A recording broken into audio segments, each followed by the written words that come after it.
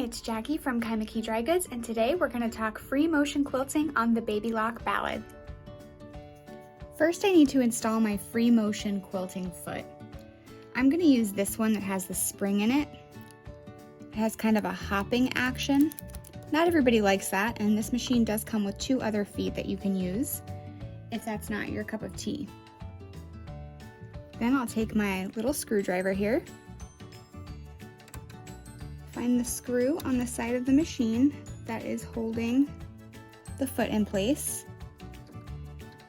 I'm going to loosen that screw so this whole assembly comes off.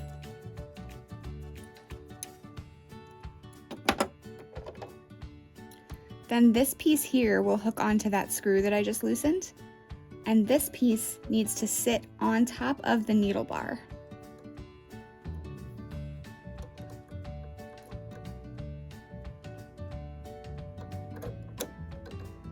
Just like that, and then I can tighten the screw.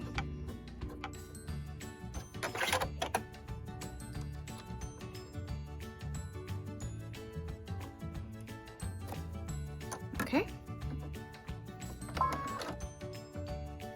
And it should look like that. Then I'll just push this button to lower the feed dogs and select this stitch Q1 for free motion quilting. Okay, let's prepare our quilt sandwich for quilting.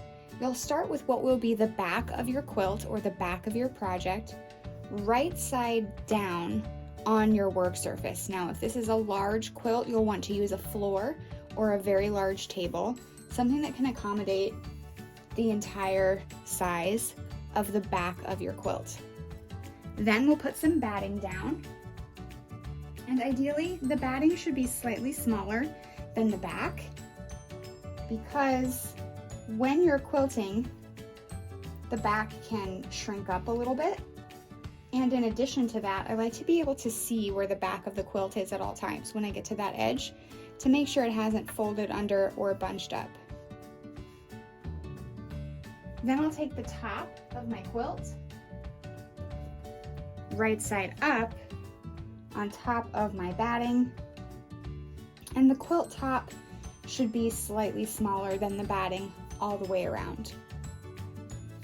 At this point, if it were any bigger than this, you would want to use some safety pins to hold the 3 layers together until you can get it to the machine. If this is a very large quilt, before I put the batting down, I would use some painter's tape to tape the back down to the floor to make sure it didn't move around while I was doing this step. So you'll just take your safety pin, put it through all 3 layers, and you can feel when it scrapes the surface underneath.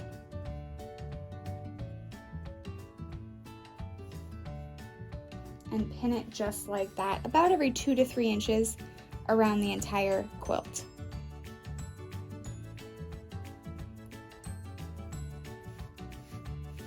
Now this is a small project, so I'm not going to need that safety pin, so I'll just take it out for the rest of the demo. And we're ready to take this to the machine. Now, if you're new to this, it's really important that you don't start with a huge quilt that is going to be really important to you. You want to get some little sandwiches like this together to practice on, so that you're not disappointed in your quilt, because this does take practice. It is not going to be perfect the first time. When we're free motion quilting, it's a good idea to start near the center, because some of this fabric is going to get compressed and it's going to want to spread outward or spread somewhere. And if you start on the edges and work toward the middle, you're going to get some puckers in the middle there, and we want to avoid that. So we're going to try to start right in the center. So let's pull up our bobbin thread so we get a nice, neat start.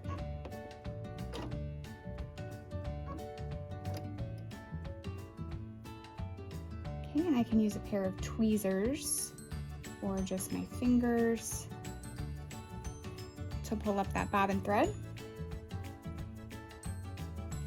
Then I'll lower the presser foot, and I'm ready to start. Now I'm just gonna sew, control the speed as I normally would with the foot pedal, and move the sandwich. The feed dogs are lowered and the needle is just going up and down, so the only thing controlling the design here is my hands. Let's just get a few stitches going.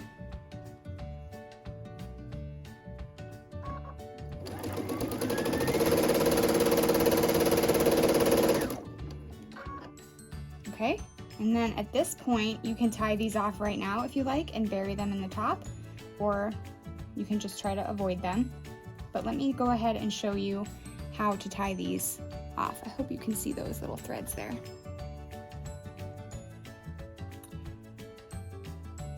So I just tie a regular over, through knot, and then again over, through knot. So I have a little knot there, but now I'm going to use a hand needle to bury these ends in the top here.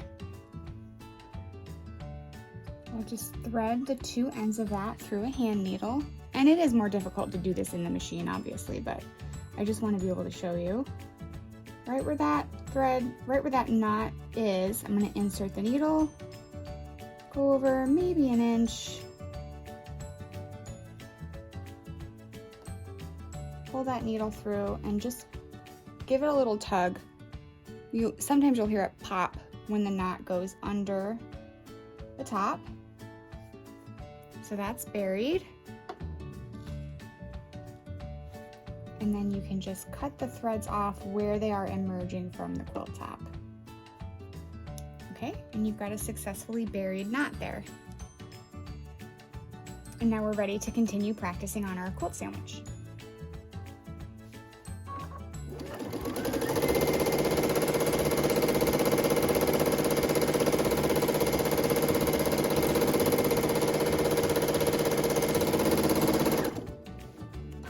Okay, and you're gonna miss sometimes. Matching thread will hide a lot of errors. I'm hoping you can see the contrast there. All right, we flipped the camera around so you can get a little bit better view to see what's going on here. You do want to check the bobbin tension pretty frequently to make sure you're happy with it, but right out of the box, the Babylock Ballad does a beautiful job.